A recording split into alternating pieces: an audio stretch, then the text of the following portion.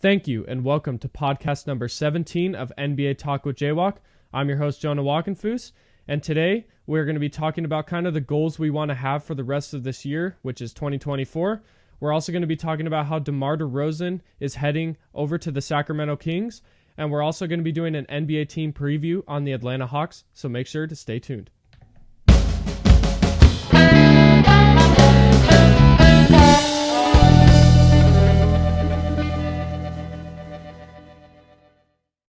Okay, so we're kind of at that time where it's going to be a little more dry going into the rest of this NBA offseason. Obviously, Summer League's kind of been kicking off, and we're going to be getting more of Summer League going into the end of this week.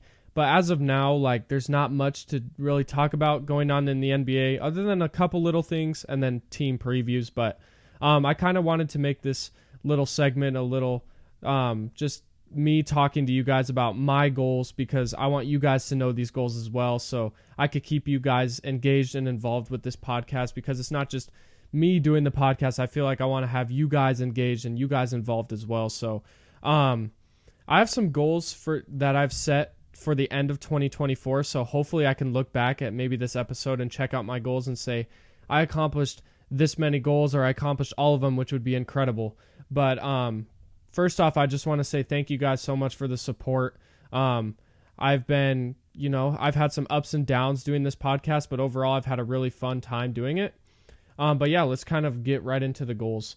So as of now, I'm kind of averaging 10 to 12 views per episode.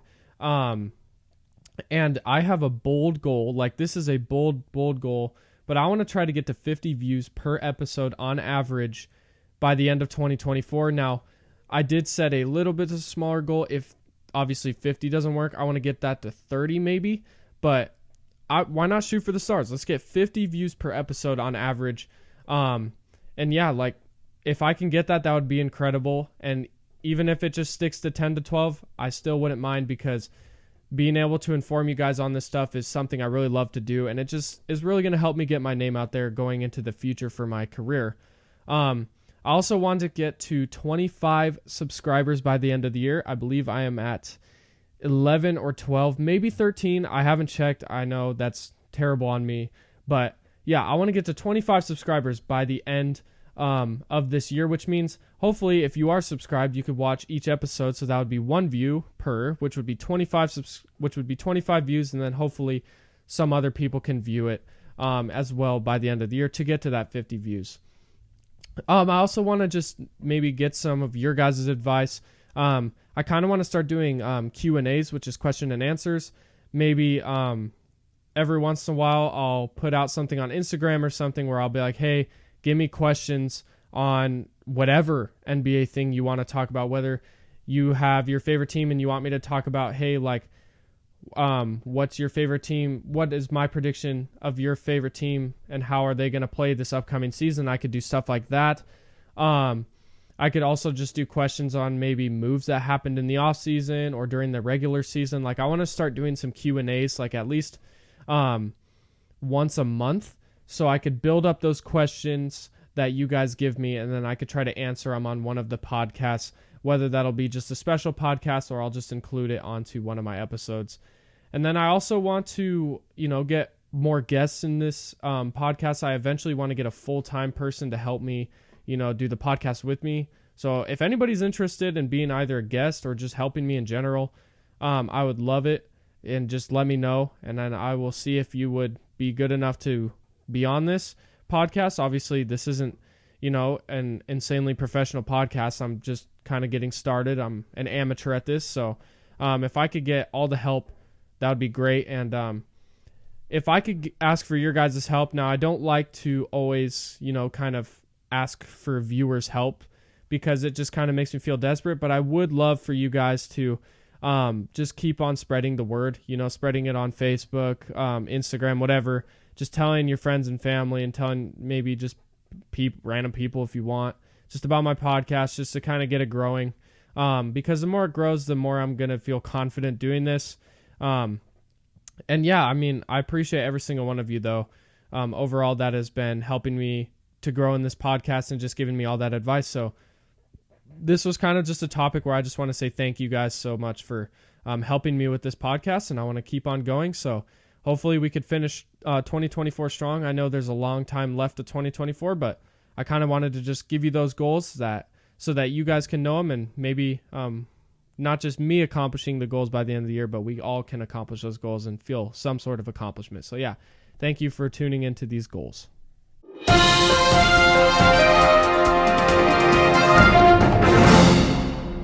Okay, so some news has happened this last week, which is some pretty big news, actually. Some of the bigger news this offseason is DeMar DeRozan is going to be traded to the Sacramento Kings.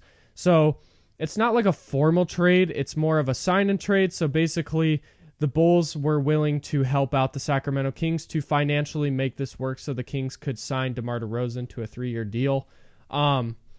And there was also a third team involved, which was the San Antonio Spurs.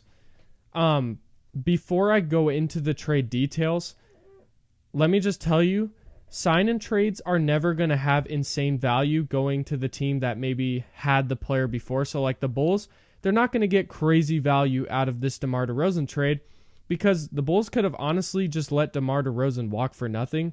But the fact that they got something out of it is a win anyways, because you look at the Dallas Mavericks sign and trade with the Golden State Warriors. The Warriors got 1 second-round pick for Klay Thompson. Like that should just show alone that you're not going to get much value out of a sign and trade. So I just kind of wanted to put that into perspective because with sign and trades, I don't want you guys to think, oh, this team got fleeced or something, because if the team got anything in return, that means they won a little bit of that trade because, well, they got something out of it instead of nothing. And I'd rather have something than nothing. So I just wanted to put that into perspective. But let's get right into the trade details. So the Sacramento Kings are getting DeMar DeRozan, obviously. The Spurs got involved in this. So they're taking on Harrison Barnes and a future pick swap from the Sacramento Kings, which I believe is going to end up being a first-round pick.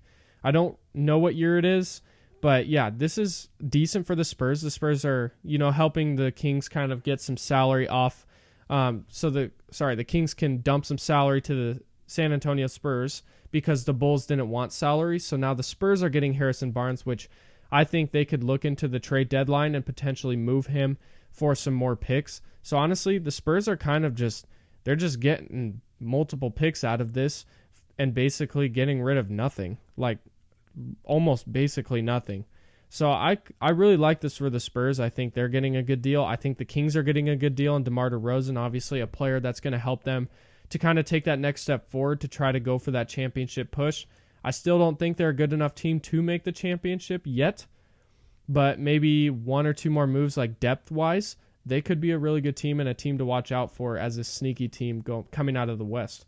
And then obviously the Bulls, they get Chris Duarte and 2 second-round picks with cash, which that cash I believe can be conveyed to a traded player exception, which basically give them money that they don't have that they can use in a trade to try to trade for a player. Granted, that would put them in the luxury tax, which if you don't know what the luxury tax is, you basically have to pay that if you go over the salary cap. And the Bulls don't like to pay that. The Bulls ownership does not like to pay luxury tax, so they're just going to take the cash. But overall, I think this is a very fair 3-team trade for all 3 teams. I think the Bulls, obviously with the direction they're trying to go with the more of a youth movement / rebuild, they're getting that also along with picks that they could use to move in a Zach LaVine deal, or they could just use them and keep them to have future assets. The Kings obviously getting DeMar DeRozan, getting a good, solid player, the king of the mid-range, the king of the fourth quarter, kind of one of those players that's going to be able to help be that glue guy. So if, Sabonis or De'Aaron Fox are having a tough night, DeMar DeRozan is going to be able to be that guy that's going to be able to step up and just make big plays for the Sacramento Kings. And then with the Spurs, they're getting a veteran player at the minimum plus a pick. And honestly, I still think they're probably going to swap or flip Harrison Barnes for some more picks, and then they could just have a load of picks for that sign and trade. So let me know what you guys think of this deal. I don't think this is like league altering where it's like the Kings are now title favorites, but I do think it helps them a little bit go to where they can go against those bigger Western Conference teams and maybe be able to hold their ground a little better. So yeah, let me know what you guys think. about this sign and trade where DeMar DeRozan is going to the Kings. So let me know down below.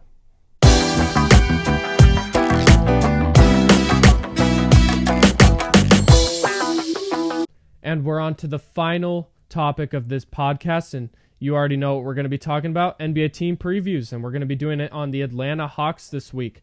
So the Atlanta Hawks finished this season ranked 10th in the Eastern Conference with a record of 36-46, which, by the way, we're starting to get into playoff contending teams, or should I say play-in contending teams now. So we're starting to get into a little bit better teams now going into the future. So the Atlanta Hawks, I wrote down some of their key players. I think Trae Young, Zachary Rissarche, Onyeka Okongwu, Jalen Johnson, Bogdan Bogdanovic, and Dyson Daniels are like the key players that I'm truly looking at. Obviously, there's more players that you could consider key players, but like these are the building pieces of this team. They obviously drafted Rissarche with the first overall pick in this year's draft, and then they also traded their all-star guard DeJounte Murray for Larry Nance Jr., Dyson Daniels, and 2 first-round picks, which I think was a great deal for both teams. The Pelicans obviously getting a great point guard that they could use to help with Zion Williamson and maybe Brandon Ingram if he doesn't get moved. And then the Hawks obviously moving on from DeJounte because the DeJounte-Trae Young kind of duo wasn't really working well, so they flipped him for Larry Nance Jr., Dyson Daniels, a very young, promising player, and then 2 first-round picks. I like this deal for the Hawks, and obviously drafting Rissarche. I think they should have drafted Alex Sarr, which Alex Sarr went number 2 to the Washington Wizards. Rissarche is a good player, though. He's a good wing. He's a wing that they can use to build with in the future. You've got Trae Young, who's an excellent point guard, excellent playmaker. He's just kind of one of those players that you're going to want to have sticking around this team. I kind of put in my notes, they have a ton of potential. They could definitely be a team in 2 to 3 years that could be definitely competing to be in the Eastern Conference Championship. But they could definitely benefit with another solidified star. And that's kind of why Brandon Ingram wouldn't be the worst player. And that's why I thought they should have drafted Sarr and maybe tried to go DeJounte Murray for a Brandon Ingram. Because Trae Young is a great playmaker. You could have Brandon Ingram being your primary scorer. And then you have Alex Sarr, who's going to be that guy that can just get 10 to 15 points per game off of just lobs from Trae Young. Because Trae Young he loves to throw lobs to the big men. But overall, I think this Hawks team, they got a future. I think they're going to be probably another play-in contending team going into this next season. I don't see them doing anything too crazy, especially being a top 6 seed in the Eastern Conference. I don't see that happening. I could see them being a number 8 to 10 seed in the Eastern Conference coming into this next season. But I think this Hawks team is moving in the right direction. I think moving on from DeJounte Murray was the right move. And now it's just time to build. Now it's time to let Trae Young take over and let Rissarche really develop, and even Jalen Johnson and Dyson Daniels develop. But let me know what you guys think. Do you think the Hawks are going to be a play-in tournament team? Are they going to miss the play-in in general? Or do you think they could be a playoff contender? So just let me know down below. So that'll actually be the end of this podcast.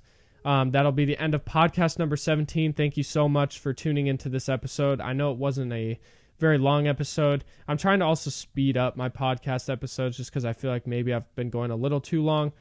But overall, thank you so much for tuning into this episode. I hope you guys have an amazing week. Make sure to spread this podcast throughout. Just tell everybody about this podcast, and make sure to stay tuned for the next podcast episode. Have a great week. God bless.